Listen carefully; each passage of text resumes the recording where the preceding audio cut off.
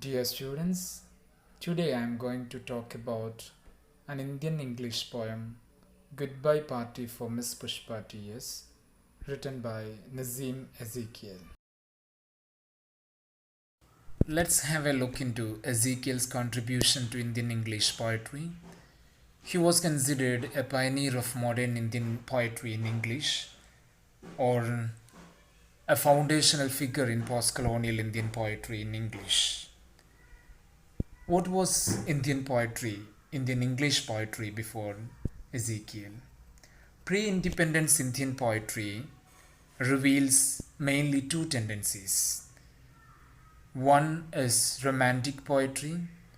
Right from Derosio to Sarojini Naidu, we find poets writing about landscape, emotions, and nature. The other type is philosophical and mystical poetry. Aurobindo and Tagore are the most prominent examples of this kind of poetry. They also wrote nationalistic and patriotic poetry.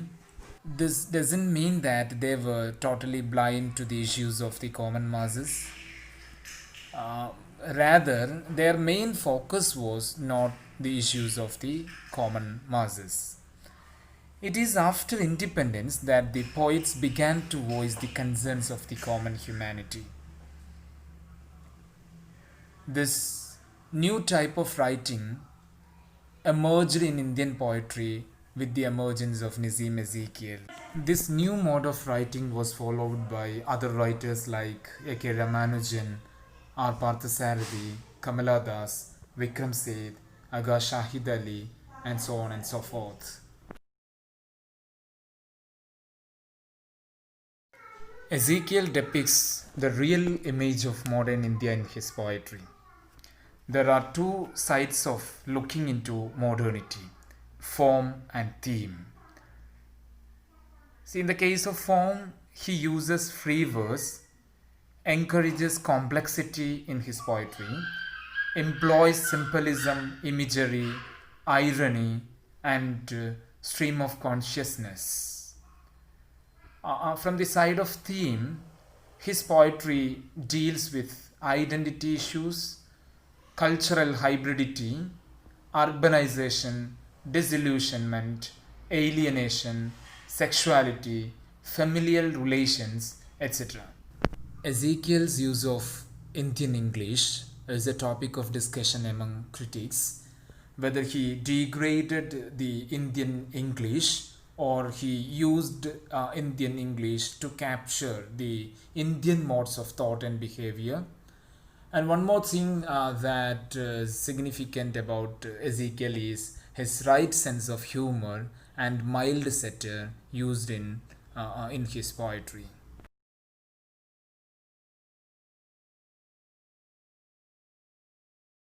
Now let's have a look at his biography, major works and awards. He was born in 1924 in Mumbai and belongs to Mumbai's Marathi-speaking Jewish community known as the Beni Israel. And towards the end of his life, he suffered from Alzheimer's disease. And he died in 2004 in Mumbai. And some of his important poetry collections are A Time to Change, published in 1951, The Unfinished Man, published in 1960, The Exact Man in 1965, Hymns in Darkness in 1976, and Latter Day Psalms, published in 1983, for which he got the Sahitya Akademi Award. Let's move to the poem now and have a textual reading. Let's read the first stanza of the poem Goodbye Party for Miss Pushpa T.S. Friends, our dear sister is departing for foreign in 2-3 days, and we are meeting today to wish a bon voyage. The occasion here is a farewell party being conducted by a group of friends or colleagues for one Miss Pushpa who is going abroad. What is really interesting here is that the poem is full of Indian sentiments and expressions. Let's begin with the title. Goodbye party for Miss Pushpa T.S. Goodbye party is used instead of farewell party, and this goodbye party seems to be an Indian imitation of birthday party. And look at the initials used at the end of the name Pushpa, Pushpa T.S. This is also a common Indian habit of using initials at the end of their names. Friends. The poem begins with an addressing word, friends. So this poem has the structure of a speech, or it is a monologue. Our dear sister. Dear sister is again a typical Indian way of addressing people. Dear sister or brother. Is departing for foreign, is leaving for foreign. The problem here is that the word foreign is an adjective, but it is used here as a noun. In 2-3 days. This is a direct translation of a vernacular expression or literal translation of a native expression. It could be in 2 or 3 days, and we are meeting today. One consistent mistake used in the poem is Indian people's obsession with present continuous. So this sentence is used instead of a simple present or present perfect. We meet today, or we have met here. To wish a bon voyage. Bon voyage is a French phrase which means happy journey. Does the speaker make a conscious effort to style his language here? Or is it simply a common expression in those days? Think of it. Let's move to the second stanza. You are all knowing, friends, what sweetness is in Miss Pushpa. I don't mean only external sweetness, but internal sweetness. Miss Pushpa is smiling and smiling, even for no reason, but simply because she is feeling. See, the speaker again uses present continuous in a context where it is not normally accepted. The speaker says, you are all knowing. Know is a stative verb. Stative verbs like know, think, love, believe, etc. are not normally used in continuous forms. Rather, we say, I love you, not I am loving you. I think that, not I am thinking that. I believe, not I am believing. So I have a doubt here that whether Ezekiel is ridiculing Indian speakers' English, or he is breaking the notion of standard English and registering the authenticity of any dialect. Think of it. What sweetness is in Miss Pushpa? I don't mean only external sweetness, but internal sweetness. The speaker tries to convey that Miss Pushpa is beautiful and is blessed with innate qualities of kindness, love, mercy, etc. What do you think? Is this ambiguous? Does this convey something else? And one more thing, is beauty very important in a context like a farewell party? Let's continue. Miss Pushpa is smiling and smiling even for no reason. Wonderful. Here, the speaker's obsession with present continuous is revealed again. And one more thing, smiling and smiling can also be taken as a reflection of the speaker's expression in his or her native language. The speaker here tries to convey something, but he always ends up saying something else. Does this convey that she is mad? Okay. What is next?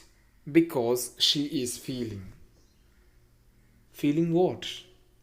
It's incomplete.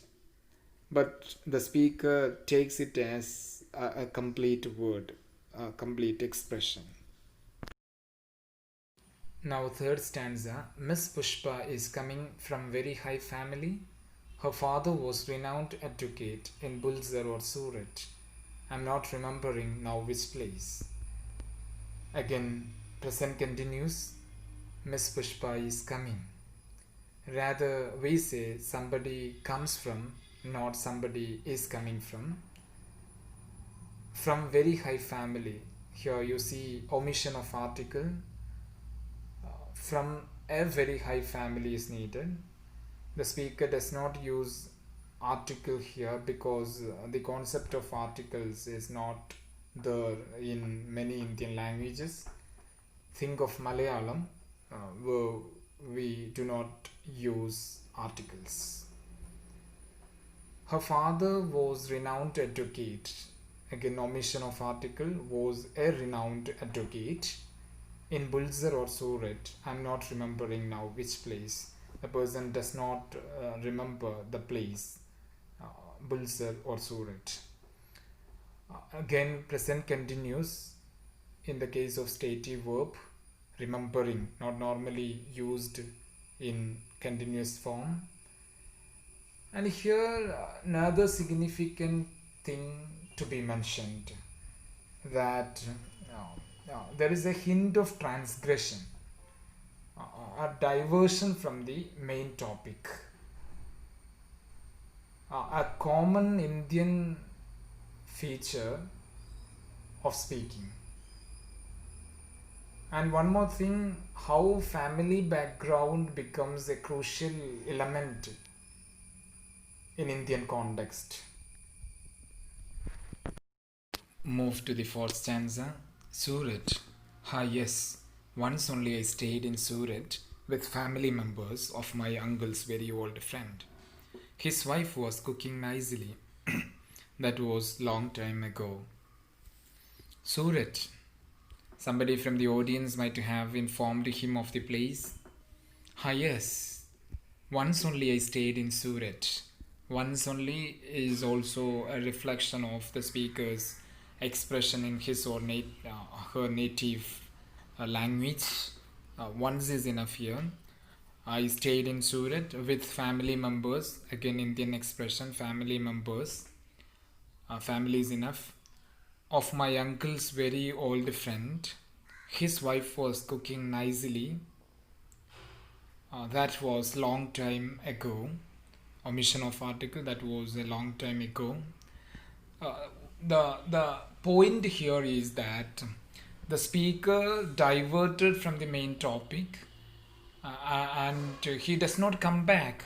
He hangs on it, and he talks about his days spent in Surat with family, and he remembers his staying in his or her uncle's very old friend's home, and remembers the cooking of his wife.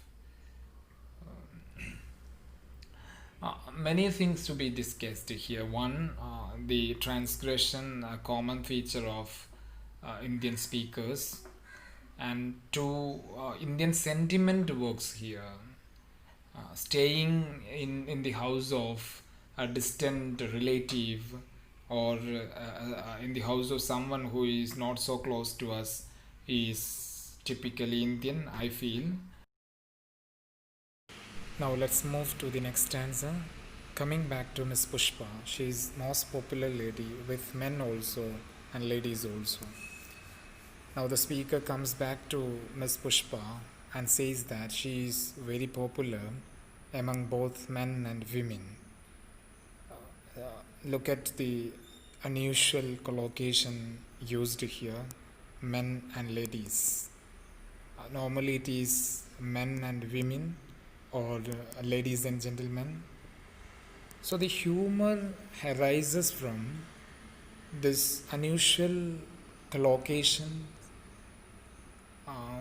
from the speaker's sentimental and exaggerated way of speaking, often resulting in an ambiguous statement, and from the direct translation of a vernacular expression. Next stanza. Whenever I asked her to do anything, she was saying, "Just now only I will do it." That is showing good spirit. I'm always appreciating the good spirit. Probably the speaker tries to reveal her good nature, her readiness to help others, and willingness to do the job assigned, but ends up conveying something different. The reader is unable to understand whether the speaker is making a complimentary or critical comment on Pushpa. The unnecessary use of just and only, use of present continuous, make the speaker's language funny. One more thing revealed here is that how the speaker asserts his or her superiority over Miss Pushpa, and how he or she uses this opportunity to show off himself or herself. This is the last stanza of the poem. Pushpa is never saying no. Whatever I or anybody is asking, she is always saying yes. And today she is going to improve her prospect, and we are wishing her bon voyage. Now I ask other speakers to speak, and afterwards Miss Pushpa will do summing up. Here we a profusion of present continuous forms in places of simple present. Pushpa is never saying no. Whatever I or anybody is asking, she is always saying yes. We are wishing a bon voyage. All these are examples of present continuous forms used in the place of simple present. And Pushpa Miss is also a typical Indian expression of addressing a person, putting this miss after the name, not before the name. Whatever I or anybody is asking, she is always saying yes. The speaker here seems to convey her readiness to help others, but the direct translation of a native expression results in ambiguity. The expression I or anybody also reveals the Indian way of framing words, where in standard English this I comes second in the case of a compound subject. And today she is going to improve her prospect. This shows the post-colonial India's fascination for going abroad. Through the use of Indian people's use of English and their fascination for going abroad, Ezekiel tries to foreground the yet to be decolonized psyche of Indians. Now the speaker invites the other speakers to speak, and afterwards Miss Pushpa will do summing up. It's not summing up, actually she will respond to the comments made by others. Detailed comments on its form and theme will be done in the next video. Thank you.